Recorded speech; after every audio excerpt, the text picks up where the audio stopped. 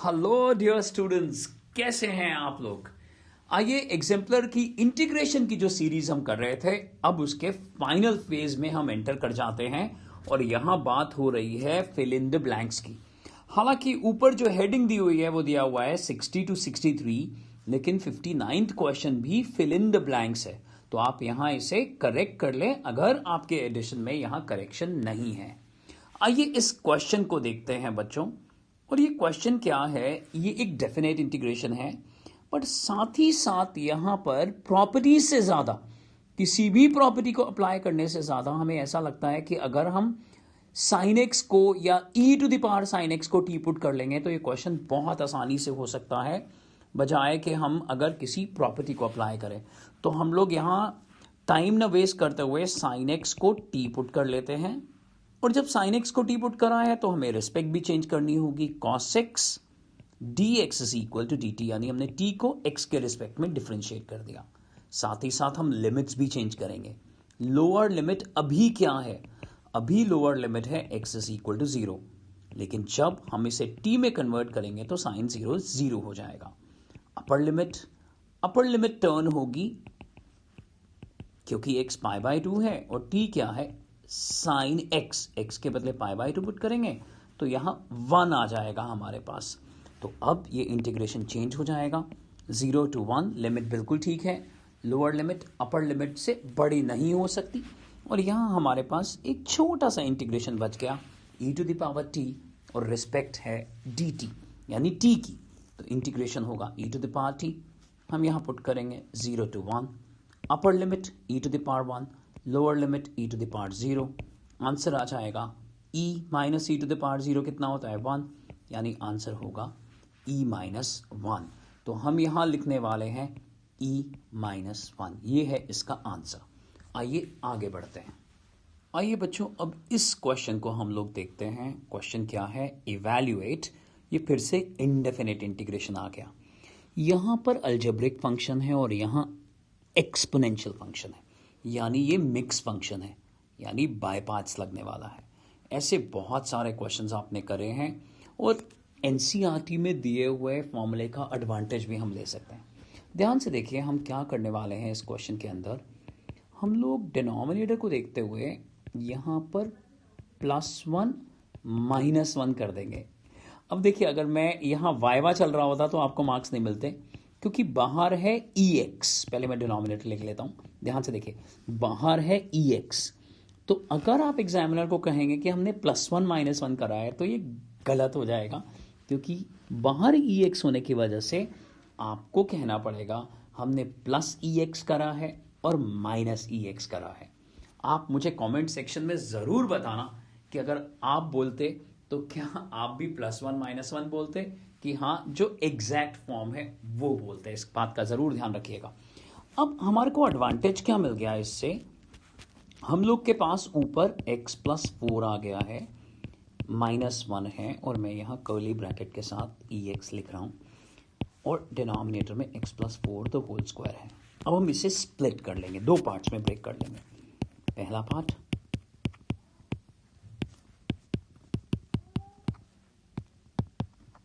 और दूसरा part. Plus minus का जरूर ध्यान रखिएगा। ये देखिए इस तरह से।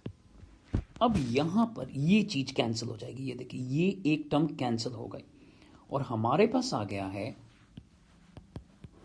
1/x+4 e to the power x dx minus 1/x+4 the whole square into e to the power x dx।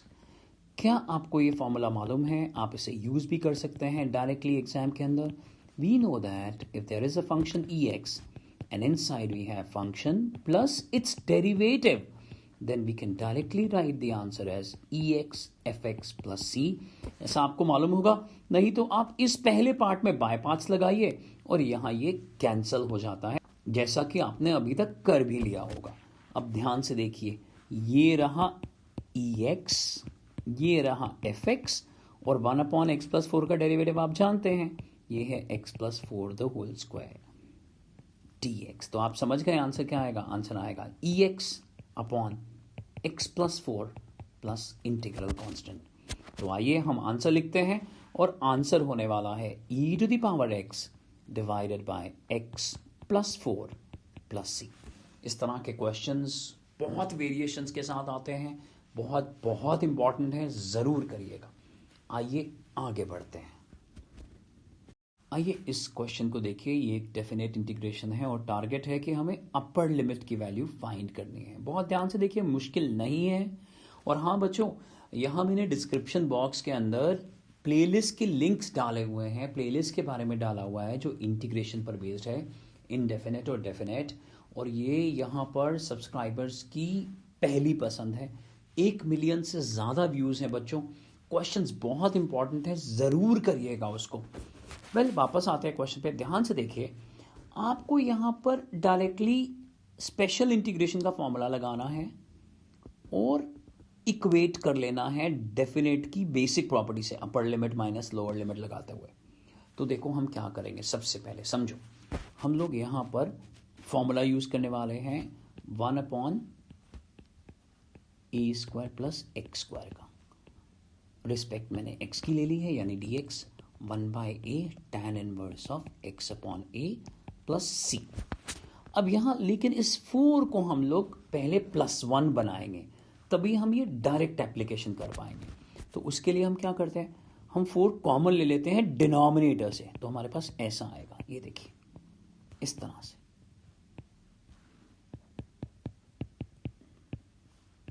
और अब x² का कोएफिशिएंट 1 हो चुका है। हम इसे थोड़ा सा और चेंज करेंगे, एक प्रॉपर शेप दे देंगे फॉर्मूले की, ये देखिए। और अब हम यहां से रेफरेंस लेते हुए ये फॉर्मूला अप्लाई करते हैं। लिमिट जरूर लगाइए, और ये है 0 to a। आइए फॉर्मूला अप्लाई करते हैं। 1/4 ये बाहर है कांस्टेंट, 1/a यानी 1/1/2 tan इनवर्स ऑफ x/1/2। और आंसर जो दिया हुआ है हमारे को, यहां ये लिमिट लग गई 0 to a, और जो आंसर हमें दिया हुआ है वो आंसर दिया है π/8। अब बहुत अच्छे से, बहुत आसानी से हो जाएगा। बहुत अच्छे से समझते हुए आगे बढ़ेंगे हम लोग इसमें। ध्यान से देखिए, इस 2 को ऊपर ले जाना पड़ेगा, तो ये हो जाएगा 2/4। यहां पर इसमें भी ऐसा करना पड़ेगा, आप समझ गए। तो ये हो जाएगा tan inverse of 2x 0 to a, ये है π/8। सिंप्लीफाई करके देखते हैं। पहले ये कैंसिल करा, और इधर 1/2 को और π/8 को हम कैंसिल कर लेते हैं। मैं दोबारा से लिख देता हूं, ये देखिए tan इनवर्स ऑफ 2x बिल्कुल वैसे ही रखा मैंने, और यहाँ π/8, ये 2 और ये 8 कैंसिल करा, तो ये π/4 आ गया। अब हम लोग अपर लिमिट पुट करते हैं, 2x के बदले 2a, लोअर लिमिट 2 × 0, और यहाँ क्या है π/4। ये वैल्यू क्या हो गई, आप जानते हैं tan इनवर्स ऑफ 0 इज 0। देखो मैंने फिर भी ऐसा लिख दिया है, और हमारे पास ऐसा कुछ आ गया है, ये यहाँ पर इस तरह से। और हम फाइनल स्टेप की तरफ बढ़ रहे हैं। ध्यान से देखिए, जितना प्रैक्टिस करेंगे लिखकर उतना फायदा मिलने वाला है। अब जब हम यहाँ 2a लिख रहे हैं, तो आप जानते हैं कि ये tan π/4 हो जाएगा, और tan π/4 की value 1, 2a is equal to 1, यानी a की वैल्यू 1/2 आ रही है।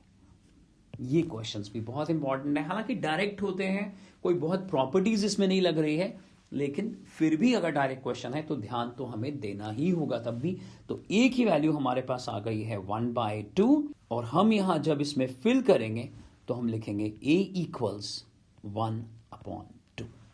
ये क्वेश्चन भी हो गया। आइए आगे बढ़ते हैं। अब अगर हम इस क्वेश्चन को देखते हैं तो ये तो डायरेक्ट क्वेश्चन है सब्स्टिट्यूशन का, और उसके बाद स्पेशल इंटीग्रेशन हमें लगाना होगा। तो आइए शुरू करते हैं।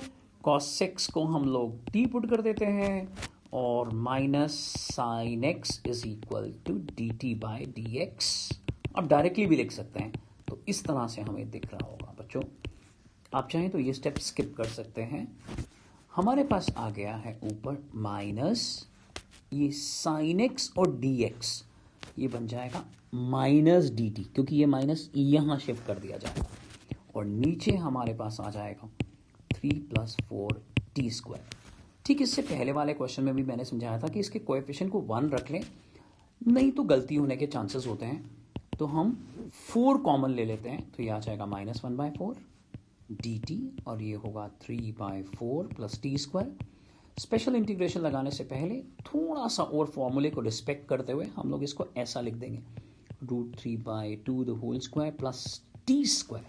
और आपको मालूम है कौन सा फॉर्मूला यूज़ करेंगे, मैं वापस लिए चलता हूँ आपको, और ये वाला फॉर्मूला हम यूज़ करेंगे यहाँ पर। ये देखिए, इसी फॉर्मूले को यूज़ करेंगे।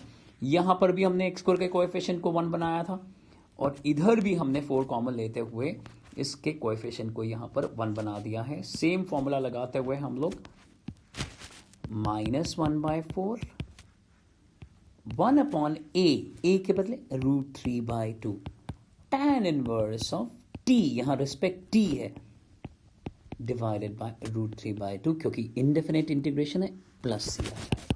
तो 2/4√3 tan inverse of 2t/√3 plus c -1/2√3 tan inverse of 2 t के बदले वापस original variable cos x plus c। आप चाहें तो √3 को रेशनलाइज करते हुए इसको इस तरह से भी लिख सकते हैं, कोई फर्क नहीं पड़ता। ये देखिए, तो ऐसा आंसर हमारे पास आ गया। हम कुछ भी लिख सकते हैं, तो मैं यहां इंप्रूव्ड आंसर लिख रहा हूं। तो जो आंसर होगा that will be -√3/6 tan inverse of 2 cos x upon √3 plus c। ये देखिए, आइए आगे बढ़ते हैं। आइए अब इस आखिरी क्वेश्चन को देखते हैं, और उसके साथ ये पूरी सीरीज हम खत्म कर लेंगे, जिसमें हमने MCQs और फिल इन द ब्लैंक्स कर लिए हैं, डेफिनेट और इनडेफिनेट के। बच्चों, यहां -π to π है, तो मैं स्ट्रांगली रिकमेंड करूंगा कि आप इस वीडियो को जरूर देख लें। सिर्फ कुछ ही सेकंड्स के अंदर आप सारी प्रॉपर्टीज रिवाइज कर लोगे, रिकॉल कर लोगे। और अगर आपको लगता है कि नहीं, प्रॉपर्टीज को बहुत डिटेल से समझना है, तो यहां पर प्लेलिस्ट के अंदर लॉन्ग ड्यूरेशन यानी कुछ लाइव लेक्चर्स भी पड़े हुए हैं जो हमने रिसेंट ईयर्स में लिए हैं, तो आप उनको भी जरूर देख लें। अब यहां पर देखें अगर क्वेश्चन को, तो ये -π to π है, यानी हम फंक्शन को इवन और ऑड के लिए चेक करेंगे। अगर आप पूरी तरह से इस टॉपिक में इन्वॉल्व है तो आप समझ गए कि कॉस तो इवन फंक्शन होता है, तो उसका स्क्वायर भी इवन होगा। साइन एक ऑड फंक्शन है और उस पर ऑड पावर है, तो ये एक ऑड फंक्शन होगा, और इनका प्रोडक्ट भी ऑड फंक्शन होगा, यानी आंसर 0 आएगा।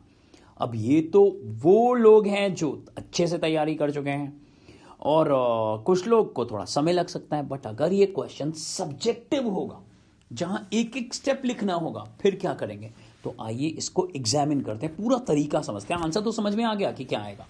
Let f(x) is equal to sin cube x into cos square x।